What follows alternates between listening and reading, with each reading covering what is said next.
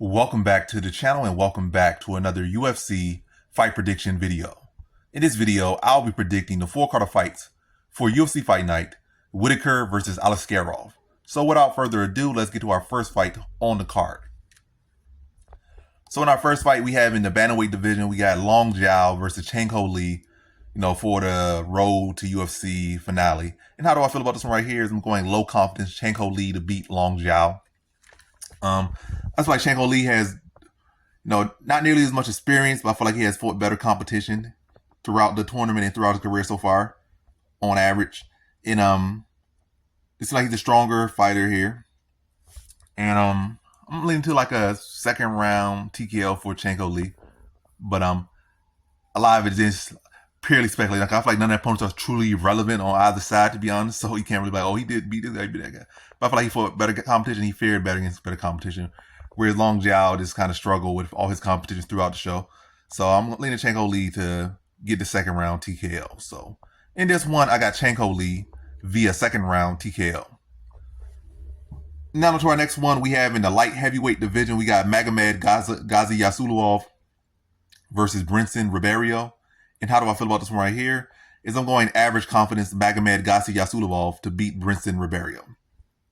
I feel like in this one, Ribeiro's coming off a knockout loss. He doesn't have very good defense. His striking is very sloppy. It's like aggressive. He got power, but the technique leaves a lot to be desired, especially on defense and also on offense, but especially on defense.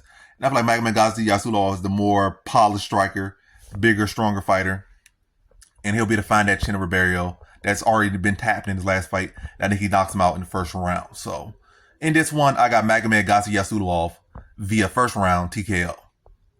Now to our next one, we have in the bantamweight division, we got Gafurov versus Kang. And how do I feel about this one right here? Is I'm going average confidence Kang to beat Gafurov. I just feel like with this one, Kang is longer. I feel like he's the more technical striker. And I feel like he's the more technical grappler. Gafurov can bring some offense, but I feel like his cardio is bad. I feel like his wrestling is over aggressive. I feel like his striking is over aggressive, and I just feel like it lacks polish. And that's why he's 0-3 in the UFC. I feel like Kang will be able to take advantage of his over-aggression. Yeah, his over-aggression and counter and work down the jab, does some teep to his body. When you go for takedowns or try to go for sloppy stuff like that, be able to attack submissions, be able to reverse position, wear him down, of course, to fight. Now I'm looking at like a third round submission for Kang. This means cleaner, more polished, more economical, and picking apart the over-aggressive, less technical, more sloppy Gafurov, then materializing the submission in the third round. So in this one, I got Kang via third round submission. Now to our next fight, we have in the welterweight division, we got Fakhretdinov versus Dalby. And how do I feel about this one right here? Is I'm going low confidence Fakhretdinov to beat Dalby. Dalby, at the end of the day, he's still a solid veteran. He's very experienced, very skilled, very well-rounded. He's not a guy that's a slouch in any particular area. So anytime you deal with a guy like that, unless you're just so phenomenal, it's going to be hard to just really say this person is going to run them over. So I think he goes the distance. I think Renat Fakhretdinov going to use the wrestling a lot. I think he's going to fight very calm and composed, economically. I'll go there trying to knock his head off or go to try and find a submission early or trying to, force too much. I feel like I'll let the fight play out, especially after his last performance, also saying Dalby's last performance. He'll come in there, fight economical, fight smart. I think he is the better wrestler, better grappler here. I think he'll probably touch on some heat a little bit, but more so probably try to tie him up, take him down, control the position, grind the clock out. If the finish is there, I think he'll go for it, but I'm leaning more so like him just managing the fight and controlling, dictating the fight and getting a needed win without having to try to take unnecessary risks. Like, let's get this fight out the way, get the win over an experienced veteran, a good name on the resume, and then go on to the next one and maybe try to be flashy in that one. But we will see. But I see more so economical, smart performance from Fakhretdinov to get back on the winning side. His last fight I think was like a draw or something, but get back on the winning side, give some steam, momentum back, and then worry about being flashy later on. So in this one, I got Renat Fakhretdinov via decision. Now to our next one, we have in the featherweight division, we got Naimov versus Lima. And how do I feel about this one right here? Is I'm going average confidence Naimov to beat Lima. I just feel like in this one, Lima's a solid guy, but in the day he's a bantamweight, and before that he was a flyweight. So he's giving up a lot of size. He's coming on short notice, fight a solid game competitor in Naimov, who is doing pretty well for himself in the UFC. And it's not like, in every single fight he has had good competition. In every single fight he has been a dog.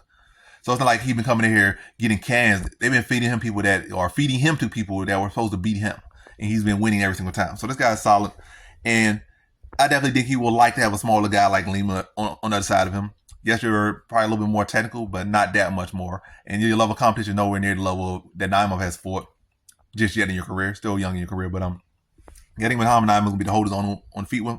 Yeah, a bit of Jurassic striking, then bit of mixing grappling, and really just use that size and experience at the UFC level to really grind down Lima over the course of the fight. And I think he beat somebody. I think he'd definitely be able to use size. Like when it comes to the power in his strikes, and then the size and the grappling department, and really be able to just smother Lima over the course of the fight and just do what he needs to do to get his hand raised here. So in this one, I got Muhammad Naimov via decision. Now to our next one, we have in the lightweight division, we got Nasrat Haqparast versus Jared Gordon. And how do I feel about this one right here? I'm going average confidence Nasrat Haqparast to beat Jared Gordon. I think Jared Gordon's a solid fighter, but to sum this one up, I just think Nasrat Haqparast is just a better overall fighter. He's younger, packs more power, not as much volume, but I feel like Gordon's getting older and his value not the same, his pace not the same. So Haqparast probably can outpace him, outwork him. And I think he beats somebody. So I think it's gonna be a good scrappy fight. Really, what I say? I think I said a third round TKO. So I'm gonna say stick to third round TKO. Be good back and forth fight, but Haqparast is gonna be landing heavy shots, be a little bit clean, a little bit sharper, a little bit more consistent there. And when he starts getting his offense off, I feel like Gordon's output's gonna drop. And I think in third round, it's like the fight's gonna be competitive. I think Haqparast gonna catch him big in the third round, rock him, drop him, and then finish him off third round. So in this one, I got Nasrat Haqparast via third round TKO. Now to our next one, we have in our first fight on the main card in the light heavyweight division, we got Johnny Walker versus Volkan Oezdemir. And how do I feel about this one right here between Walker versus Oezdemir is I'm going Volkan Oezdemir, low confidence to beat Johnny Walker. So Johnny Walker's a solid fighter, but I feel like Volkan Oezdemir has been the one making improvements. I feel like Walker kind of made some subtle improvements, but really it was just a subtle adjustment. It wasn't, I feel like he didn't really evolve as a fighter. I feel like Volkan Oezdemir, even let's go back to the Daniel Cormier fight. I feel like his wrestling has got a lot better. Obviously, Cormier was still Cormier, but that's different. Like we have seen him, like Ilir Latifi was a case of seeing that growth. Where he's able to stuff Ilir Latifi's takedowns and pick them apart. Or Paul Craig in a stint. Paul Craig don't have the best takedown, but we ever see him deal with a grappler and address it. But definitely Ilir Latifi, a strong wrestler, he was able to stuff his takedowns, knock him out, pick him apart, pick him apart, knock him out. So we have seen that growth. And then last fight, he fought another guy, kind of like a mirror of himself, like a younger version. And he was able to throw heat with him, stay clean, composed, and find little short shots in the pocket in the exchanges and drop him and then sub him. Like we have seen the evolution with Walker. He's not out there trying to be as flashy, sort of, kind of. Or he's not trying to just be out there just throwing, he's a little bit more reserved, but that's about it. I haven't really seen no growth in his grappling. Haven't not seen no growth in his takedown offense. Well, I guess that's grappling. Haven't seen no growth in his cardio or his arsenal. I feel like his hands are still pretty weak. He still kind of relies on the flash. Like, even the last fight, like all his opponent did was Ankalaev did was let him tire himself out. You could throw your jumping switch kicks and your spinning back kicks and flying knees and front kicks, and like you were getting, maybe won the first round just off output, but he couldn't keep it up. Like standing in his face, Walker got tired, and the shots opened up, the opportunities opened up, and Ankalaev took advantage. It wasn't like Ankalaev did something so phenomenal. He's like, this guy, he can throw this flash stuff, but how long can you throw this flash stuff? I'm just gonna stay in front of you, stay in range, but avoid the big shots, stay on top of you. You do all the stuff you got out there, and you don't have intelligent defense. Your hands typically low, chin typically in the air. Wait for that moment. It's going to happen 5 rounds. And when it does happen, I'm going to put you to sleep. And that's what he did. So I'm not saying that growth in Walker. I feel like Oezdemir has solid enough takedown defense to defend Walker. And then that's why I feel like Oezdemir, he's become more patient. And it's worked better for him. And he's rounding out his grappling. And I feel like he has, and not even I feel, he definitely has much cleaner striking than Walker. So it's not a case like he got to do something flashy to knock you out. All you got to do is, properly place a little hook on your chin, overhand, a 1, catch you with like a 2. I said 1. Sometimes a 1 can drop you. Sometimes it can knock you out. But no, all you got to do is like sit on his punch a little bit, he got the power to do that and the skills to do that. He has the power to put you to sleep. And he has the skills to put the power where it needs to be put. That's a very good way to say it. People always honking their horn. Y'all just go to where y'all got to go. Matter of fact, get it. Well, I don't know. That is having a job. You out there working, but or on your way to work. But anyway, yeah, I just feel like Oezdemir just has evolved more, and Walker just more so disguised instead of actually showing actual improvement. And I feel like Oezdemir is gonna be to stay cleaner, stay composed, avoid the big flashes of Walker, and then find the shorter, cleaner shots and put Walker out. And I'm looking at like a second round TKO for Volkan Oezdemir. So in this one, I got Volkan Oezdemir via second round TKO. Now to our next one, we have in the middleweight division, we got Shara Budin Magomedov versus Antonio Trocoli. And how do I feel about this one right here? I'm going high confidence Shara Budin Magomedov to beat Antonio Trocoli. So yeah, this fight has been all over the place. Like we had 3 opponents fall out, and now third or fourth replacement is crazy. And Trocoli was supposed to fight like, matter of fact, Trocoli had like 2 fights because he was supposed to fight who's he supposed to fight? He's supposed to fight was he not supposed to fight Aliskerov at one point? Yeah, he was supposed to fight Aliskerov. So, and then they ended up on the same card, but they're not fighting. Just crazy. But yeah, high confidence Shara Budin Magomedov to beat Antonio Trocoli. I feel like Trocoli's primarily one of them. His record might say a little bit otherwise, but I feel like don't really respect his striking too much. Primarily a grappler. And level competition just not the best.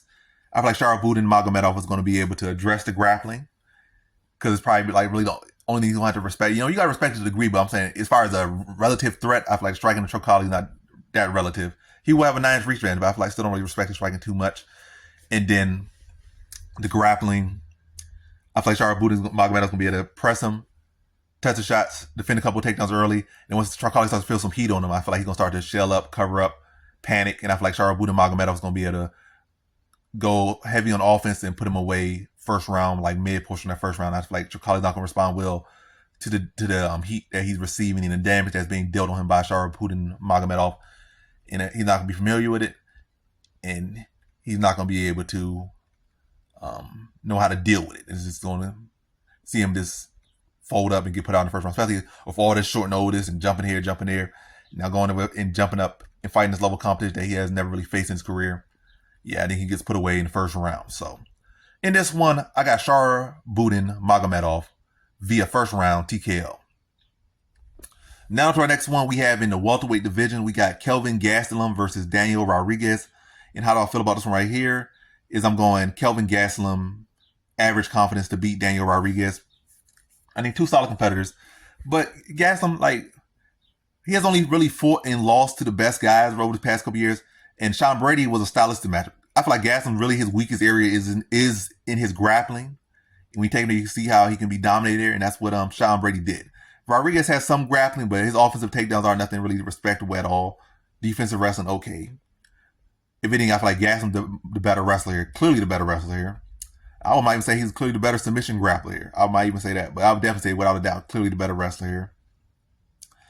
And Gastelum like thrives in these striker matchups. And also Rodriguez, I think he's coming off a knockout loss. I think Kelvin Gastelum, this is going to be a good, fun back and forth fight, kind of, till it's not. I think Kelvin Gastelum going to overwhelm Rodriguez. I think he puts him out in the second round via TKO, but I think it's going to be a fun fight while it lasts. But I definitely think this is a Kelvin Gastelum type fight. And I feel if he does need to mix up, he's the one who will be better able to mix up. And he also has much more high level experience. And he's a younger fighter. Like Rodriguez is like, let me just look at it. I think he's like 37, 35, and Gastelum only 32. So Gastelum got a lot in his tank, and then he's getting a stylistic matchup that 37 years old versus 32-year-old Gastelum, more experience, more skills, and more comps. I think he puts him out second round. Fun fight, but definitely a fight that, stylistically favors Gastelum, and I think he puts him out second round. So now I think we'll load slow. So in this one, I got Kelvin Gastelum via second round to hit. Let me say that again. The T got stuck. So in this one, I got Kelvin Gastelum via second round TKO. Now on to our next one, we have in our co-main event, we got in the heavyweight division, we got Sergey Pavlovich versus Alexander Volkov. And how do I feel about this one right here? I'm going low confidence Alexander Volkov to beat Sergey Pavlovich. I just feel like Alexander Volkov is just a more fleshed out fighter. We have not seen no grappling at no respectable level from Sergey Pavlovich. We have not seen it. Till I have seen it in the UFC against a decent opponent, I was like, I don't respect it. I really don't respect it. Offensively or defensively, really probably more so offensively. So, and he's not really going to look to wrestle in this one 5-round fight with a guy who can throw volume and can be dangerous for all 5 rounds versus you who seemingly may be dangerous about 1.5 until we have seen it, because we have not seen it at this level. So, really a guy that's dangerous for 1.5 versus a guy that's dangerous for all 5 in Volkov. The guy who has Volkov, we have seen his offensive wrestling, we have seen his submission game. And not to say that he's the best grappler either, but we have seen it. We have seen it against decent competition. So, yeah, Volkov is just a much more fleshed out guy. Dangerous through more rounds, dangerous in more ways, more arsenal even in the striking department. Just like in every single facet, Volkov is just more layered than Pavlovich. But it's heavyweight, and all it takes is one. Pavlovich got fast hands, he got heavy hands, and all it takes is one. But again, it all kind of comes down to that 1 or 1.5. Can Pavlovich get done in that 1.5? I don't know. I don't think he does. I think Volkov's going to be able to take him out of the first round. Also, I think it will help that Volkov has had experience training with him. And he knows where he's weak and where he's strong. And I think he'll be able to use that experience to take him out of the first round. Just constantly stabbing with teeps to the body, work behind the jab, and extend Pavlovich out of that first round. And then put the volume on him and put him out second round. Maybe even look to mixing some takedowns, or at least to tie him up at times to, make Pavlovich work, make him tire out. And Volkov definitely has the better gas tank, definitely the much higher output fighter. And really, he has far more experience than Pavlovich. He has experience of being a champion at a high-level organization in Bellator. He has matter of fact, he has more than double his fights than Pavlovich. And I think they're still similar in age. So Volkov has been around for a long time, and he's still pretty good age for heavyweight. So, yeah, I think he'll be able to stand Pavlovich. And I've never really been super impressed with Pavlovich's skill. I feel like they always like, oh, look how clean his boxing is. It's not. I look at a guy that is swinging very wildly most times. I think Volkov can deal with that. I think he can get him out of there. Again, I'm going to say third. I'm leaning more so third round TKO. I said third round submission, I think. That's what I said. I'm second round submission. Second round submission. I think he extends Volkov. I think he extends Pavlovich out the first round. Constantly stabbing with teeps, using that length, using that range, and picking him apart over the course of the fight and extending him out the first, extending him out the fight. Then Pavlovich starts to breathe heavy, and I think that's when Volkov starts to pile it up on him. Pavlovich probably shoots an ugly takedown, trying to get his bearings back or get a breather. And I think Volkov exploits that, takes his back, chokes him out, second round. So in this one, I have Alexander Volkov via second round submission. Now to our main event, we have in the middleweight division, we got Robert Whittaker, former middleweight champion, versus Ikram Aliskerov. And how do I feel about this one right here? I'm going average confidence Robert Whittaker to beat Ikram Aliskerov. Ikram Aliskerov, I feel like he's a solid fighter. I feel like he does have a solid skill set to cause Robert Whittaker issues. And we saw what Drickus was able to do. I feel like Aliskerov could potentially do similar. But who has Aliskerov beat? Who has he beat? He fought Khamzat, and I think the biggest thing he did against Khamzat was, he was able to defend Khamzat's takedowns. That was the biggest thing. He was able to extend him. He was able to defend his takedowns. And that was like, we look at Khamzat's fights prior to the UFC, and really even in the UFC, matter of fact, to this point, I think he probably the guy who defended his takedowns the best. He didn't have great offensive wrestling against Khamzat. He was able to hold his own on the feet and able to defend the takedown. That's what he was able to do. And people he has beaten so far have been mediocre. He beat Phil Halls. No insult. I'm not even gonna try to beat him up. It's like, Phil Halls. He beat Phil Halls. He beat a overweight past his prime Warley Alves, overweight past his prime welterweight that came up to middleweight. Is a sacrificial lamb. So he beat Warley Alves. Not impressive. Impressive how to show his growth in striking, how he beat him. But as far as beating him in general, not really impressive win at all. And really not even applicable to this fight. Beat some guy that was like 0-3 on the Contender Series. So every single fight so far, he's been beating people he's supposed to beat and supposed to dominate. And then even before that, let me see another guy. He was supposed to fight Trocoli, another guy like that's nowhere near the level of Robert Whittaker. So he's getting a huge step of competition. Has never fought, even you can say Khamzat's not on Robert Whittaker, especially when we go back like 5-6 years. Khamzat then is nowhere near the level of Robert Whittaker. and he lost him. Not to say this a bad. I'm just trying to say that his resume just is not really applicable to where he's at in this fight. He definitely live in this fight. I'm not sleeping on him at all. He's definitely live, for sure. Skill set wise, he's definitely live. But I just feel like so far his resume it's just kind of too much too soon. It's seeming like.